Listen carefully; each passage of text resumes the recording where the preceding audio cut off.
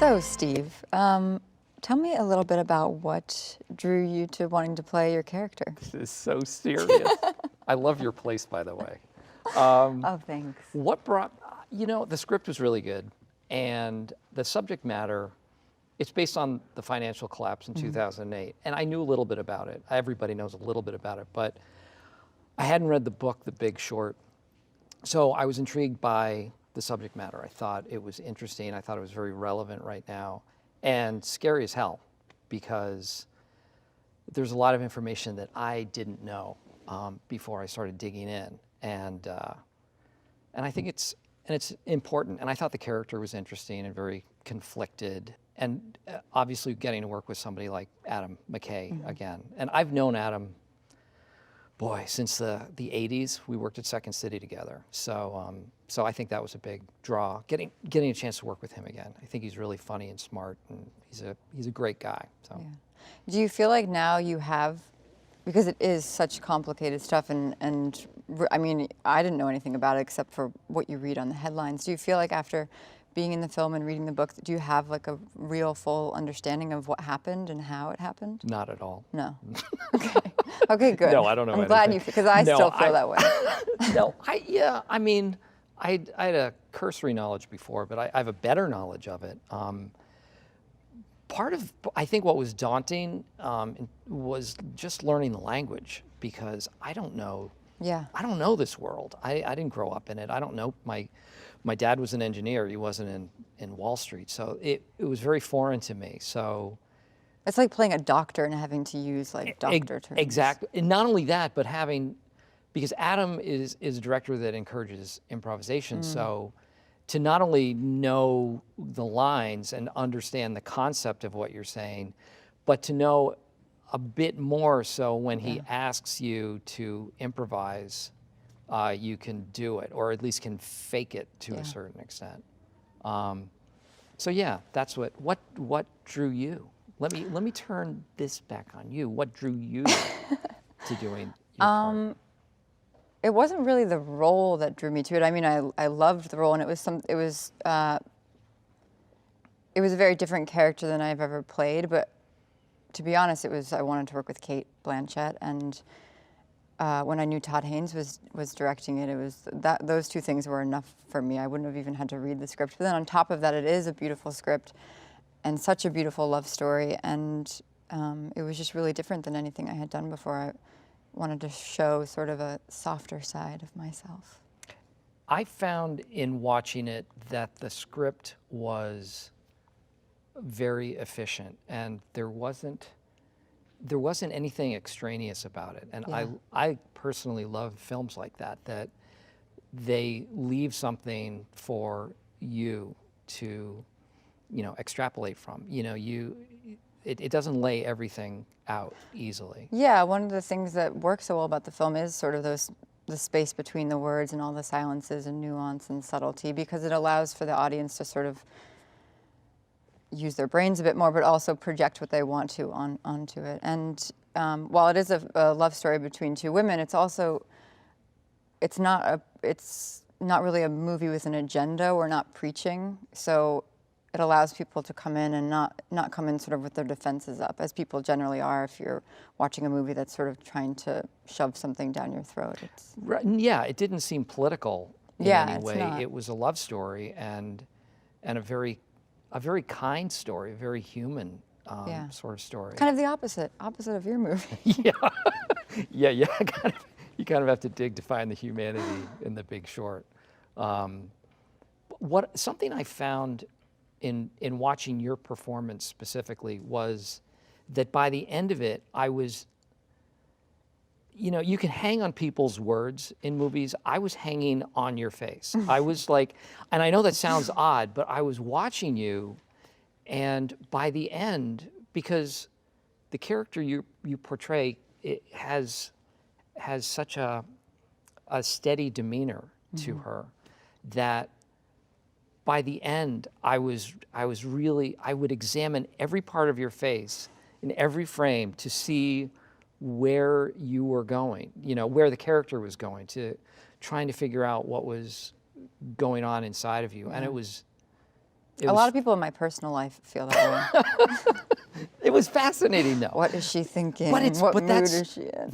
But you know, when you've heard, you know, when they say if you really want, I think it's a commercial actually, if you want someone's attention, whisper.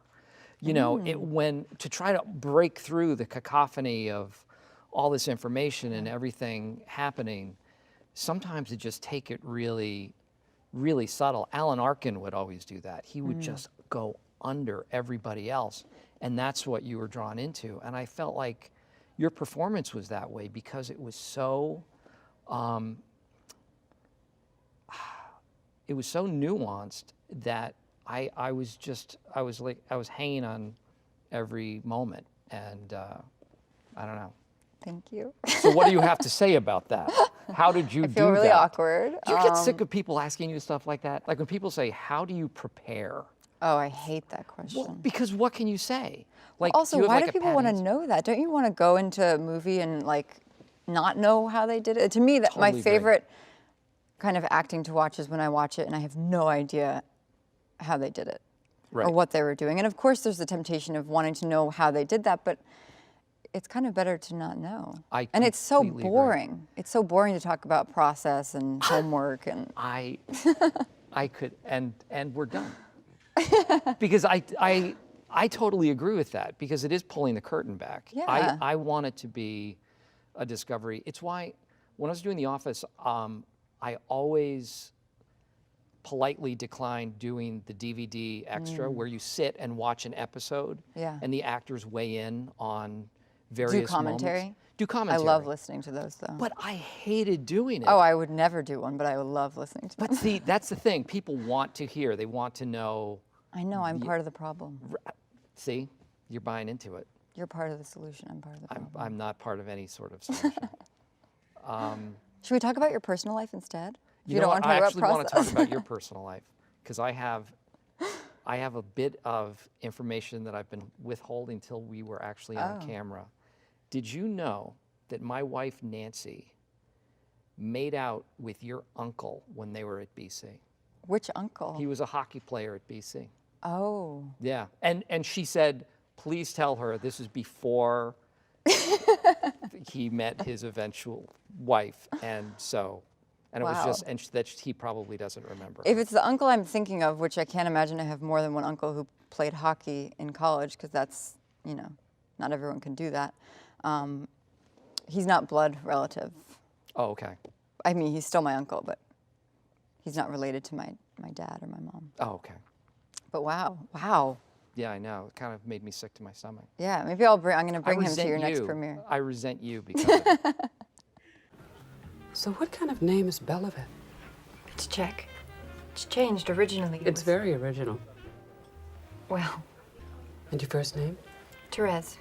Therese, not Teresa. No. Therese Belivet. It's lovely. And yours? Carol.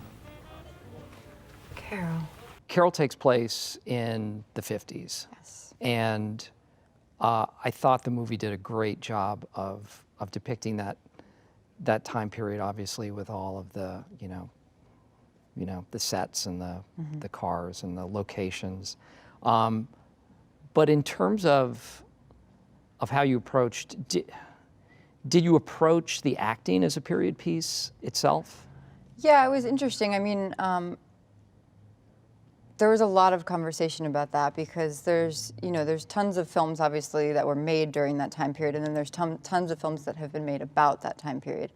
And, the 50s, the early 50s are quite different than sort of the later years in the 50s. It was, coming right out of the war, and it was a little bit more sort of dirty and gritty, and that was sort of the 50s that Todd wanted to show, sort of a more naturalistic view on that time. And obviously there was a very different style of acting back then, and so it was kind of about walking that fine line. We wanted it to be naturalistic, but I did have to work a lot on my dialect, sort of the way that I spoke, because the way that I'm speaking now is quite modern and jaded, and I'm not using a lot of air. It sounds very, very modern, so it wouldn't have really fit in the world.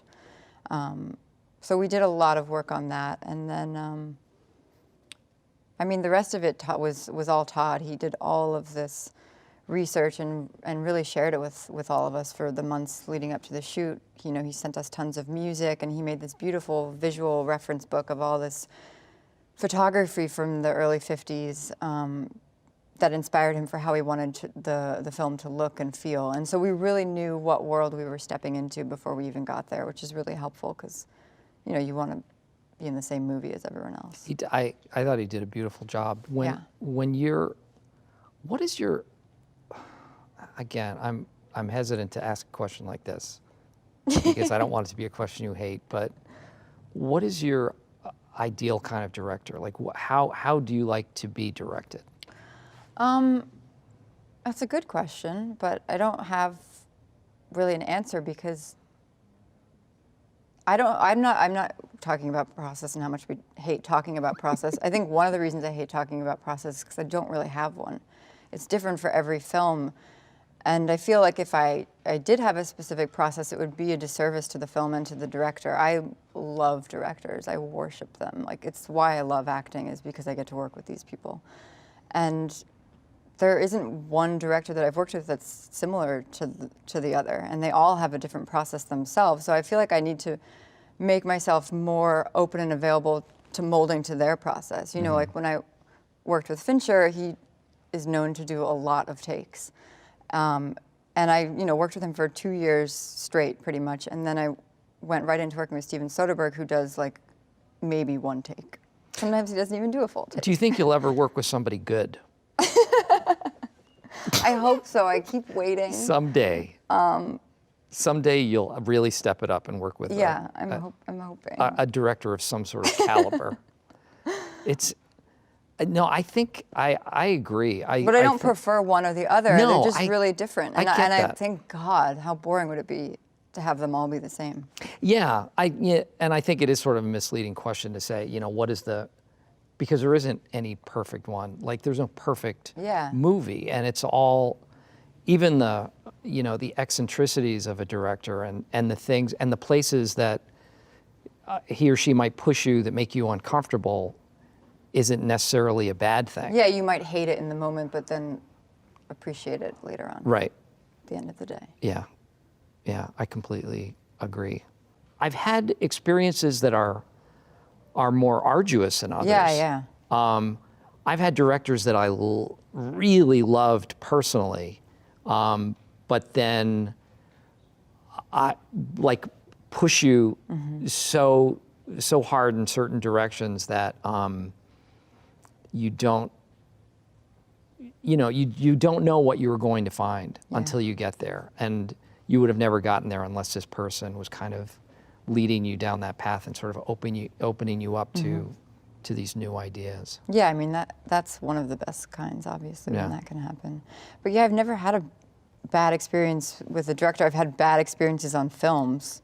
I've worked on films that I hated working on, but it's never been specifically because of a director. I mean, I've worked with directors where it was like so hard and so challenging, and there were moments when I hated the person and then moments when I loved the person, but I thought they were brilliant, that left me like at the end of it feeling like I didn't know how to act, and I didn't work for a year after that one experience.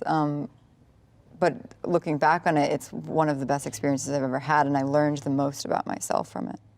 Hey, excuse me. Hi, honey. The therapist called. You did it again. There were no cabs. What was I supposed to do? You're running around like you have to right every wrong in the world. Okay. So angry. Fine. You know what? I'm a mean guy, and I'm pissed off. You have no idea the kind of crap people are pulling, and everyone's walking around like they're in a damn Enya video. They're all getting screwed, you know. You know what they care about? They care about the ball game. Or they care about what actress just went into rehab. I think you should try medication. No, we agreed if it interfered with work. You hate Wall Street, but maybe it's time to quit. I love my job. You hate your job. I love my job. You're miserable. I love my job. I love my job, honey. Mark. Cynthia, I'm okay. I really am. Hey. No, my cab. That's my cab. That's my cab. That is my cab. Not schmuck. How did you feel? Like, did you feel pressured or what was your approach to playing your character who is based on a real person? Did you feel any sort of, did that make you feel pressured or responsibility to that person? And was it Definitely a helpful? responsibility. Yeah, I mean, because you feel like you owe that person not necessarily like the closest impersonation that you can do, but to honor their humanity, because it's an odd thing meeting someone and talking to them knowing that you're going to play them. Yeah. You feel, I met with this guy in New York, and then he was very nice and very generous with his time, and invited me back to meet his wife and his kids. And he's really smart, and he's brusque, he's sort of abrasive. He's a big heart, and he's very confident.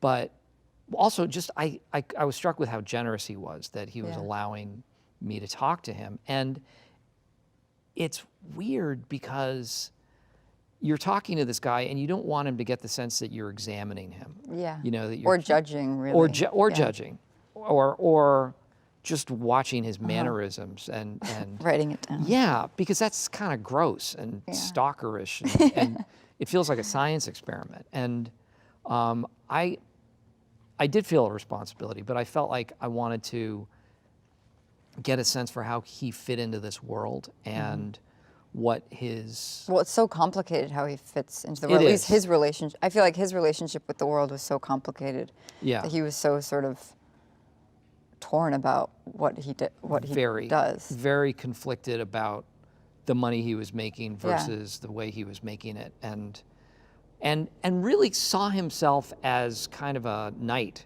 and he really, I think, as sort of a loner too, that he was fighting against this enormous situation, and was taking it on his own shoulders. And I think it's kind of how he navigates life.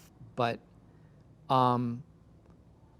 he showed up too. He was there. My first day of To the shooting? Oh yeah. Oh my God, were you so nervous? Yeah, I was nervous. Did he come a lot, or was it just like one day? A couple times. He was there my first day of shooting, so I hadn't even really worked out any sort of the bugs of the character, and he was sitting at the monitor. But it was great that he was there, because he immediately was giving me notes, and No way. he was giving Adam McKay, the director, notes Like too. what kind of notes? He was advising Adam in terms of what shots to make, and he's that kind of guy. I mean, he's never been on a set in his life. Yeah. But he was taking Well, he's used to control. being in charge of the room. Completely. And he's always the smartest person in the room. And if not the smartest, he definitely thinks of himself that way, and thinks of himself as a hero. But it was great that he was there, because it also reaffirmed that demeanor Yeah. that I could tap into, that here is this guy who is unapologetic and completely lacking in any sort of fear in any situation. Yeah. And so it was, again, I saw it as a gift. And it's strange too, because you are basing it on a real person. So any choices that you're making physically are informed by their physicality. So there's this kind of buffer that you have with the director, like, hey, it's not invented. It's this guy. I didn't do it, it's him. So you kind of push it off. I was gonna ask you about, for lack of a better word, chemistry with the people that you're working with. I feel like we would have it. I think we would have chemistry. Is that what you were asking? Yes, do we have chemistry? No, I was gonna ask.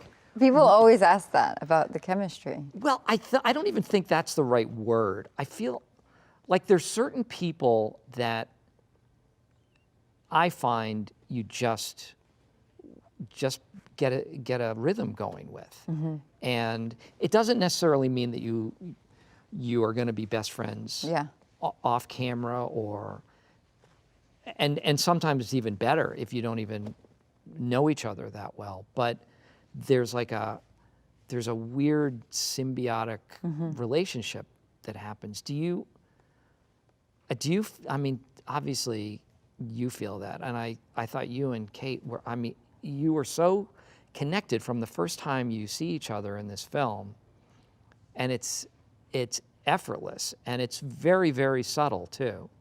Yeah, I mean, chemistry is a weird thing. You just, you know, obviously the movie sort of lives and dies by, if we didn't have chemistry, the movie wouldn't have worked. But I didn't really know if we would have chemistry until I saw the film for myself. It was something I was actually kind of nervous about, because you just don't know, and you don't know what the camera's going to see. You can, you know, there's lots of people who've really been in love in real life who have, you know, played lovers on film, and there's no chemistry. Right. But I think one of the reasons me and Kate ended up having really good chemistry on camera is because a lot of the relationship between Carol and Therese was sort of mirroring real life, in that I was in awe of her, and she is this magnetic creature. And so, like, when I was looking at her as Therese, I really felt that way in real life as well. I was watching her every move and sort of, you know, clocking everything, and I think that was part of why it ended up working. Well, what about you with chemistry? I mean, it's predominantly men in your film, but you guys all definitely, you really felt like you had been working together for however many years, and there was a shorthand and a sort of quickness to all of your relationships with the other guys in your office who I loved their dynamic. I thought it was so... Me too. I think you can attribute that to Adam McKay. He directs in such a way, and he was the same way on his really silly stuff, like when we were doing Anchorman. He creates this environment where anything is fair game, and the way this movie was shot, the camera could sit back in a corner with long lenses, and you never felt it being intrusive in any way. And you really never sensed where the camera was or what the camera was looking at. So I think that helped. Right. Because you could be in the middle of what you think is your best take ever, and then realize that the camera is a close-up of somebody writing on a piece of paper.